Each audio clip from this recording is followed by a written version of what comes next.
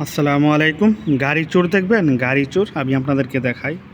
এই যে গাড়িগুলো দেখতেছেন, এখানে শত শত গাড়ি, ওই সিরিয়াল আকারের শেষ মাথা পর্যন্ত ক্যামেরা যাইব না। এখানে আপনার গাড়ির মাঝখানে কিছু গাড়ি আছে, এগুলো বাংলাদেশি টাকায় কোটি টাকার উপরে পাওয়া যায়, ঠিক আছে। ওই শেষ মাথা দিয়ে ওই আন্দা কয়েকটা গাড়ি আছে, আমি হাইটে আসছি তো ওইখানটা দেখলাম। তো ভিডিওটা দূর থেকে কী জন্য করতেছি এটাও বলতেছি। গাড়ি চোর বিষয় কি, আমি যেখানে দাঁড়ায় আছি এটা হচ্ছে আবুধাবি, সংযুক্ত আরব আমিরাতের রাজধানী আবুধাবি। আপনার যেটাকে দুবাই বলেন, দুবাই একটা শহরের নাম। তো বিষয় হচ্ছে এই গাড়িগুলা 2 দিন 3 দিন এই জায়গায় পড়ে থাকে, কেউ ধরে না। অথচ আমাদের বাংলাদেশে কদিন পর পর শুনি যে ড্রাইভারকে হত্যা করে, ড্রাইভারের বাইন্দা এটা করে ওইটা করে অজ্ঞান করে গাড়ি নিয়ে যায়। আর দেখেন মানে গাড়ি পড়ে রয়েছে কিন্তু ইয়া নাই। এই যে একটা গাড়ি, এটা কিন্তু খুব দামি গাড়ি, এই যে যেটা দেখাইতেছি এটা খুব দামি গাড়ি। আর ওই যে দেখেন আমাদের বাংলাদেশের মন্ত্রীরা যে গাড়িটা চলে, এই গাড়িগুলা এদেশে ফুটপাতে পড়ে থাকে, ঠিক আছে।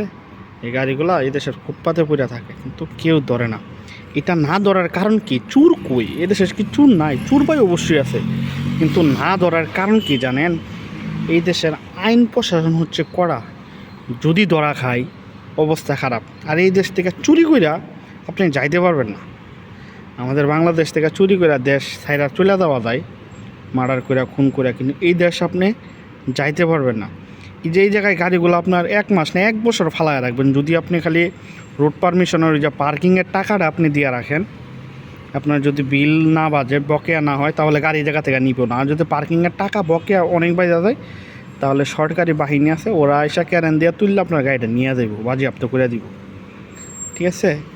এছাড়া এদেশে আপনি আনাচে কানাচে কোনো জায়গায় গাড়ি রাইখা চলে যাবেন, এতে আপনার বিন্দুক পরিমাণ ইয়াও না। কোনো গাড়ি আপনার ওই যে এই দেশে মোটর সাইকেল, ওই যে দেখেন মোটর সাইকেল আছে ওই সাইডে, এগুলো আপনার পড়ে থাকে, এগুলো তালাও দেওয়া লাগে না। মোটর সাইকেল এই দেশে চালাই হয়েছে আপনার ইয়ারা, যারা খাবার ডেলিভারি দেয় তারা। এছাড়া কেউ মোটর সাইকেল চালানো এই দেশে।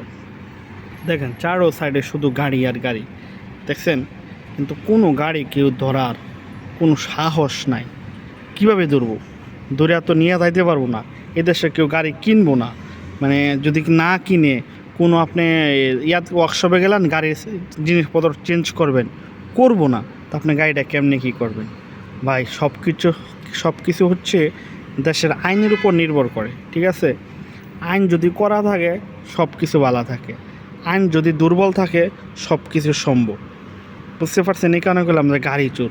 দেখেন এমনভাবে যদি আমাদের বাংলাদেশে গাড়ি পুরে থাকে, তাহলে ভাই পরের দিন এসে গাড়ি তো দূরের কথা, একটা গাড়ির চাক্কাও খুঁজে আপনি পাইবেন না রাস্তার মাঝে, ঠিক আছে। কিন্তু আর এই এখানে দেখেন ওহো গাড়ি, শত গাড়ি, হাজার গাড়ি, কেউ ধরার নাই, কেউ জিজ্ঞেস করার নাই, গাড়িতে কেউ টাচ পর্যন্ত করবো না। এটা হচ্ছে দেশের আইন। ভালো থাকেন, এই কারণে বললাম গাড়ি চোর। সাবস্ক্রাইব করে দিন চ্যানেলটা।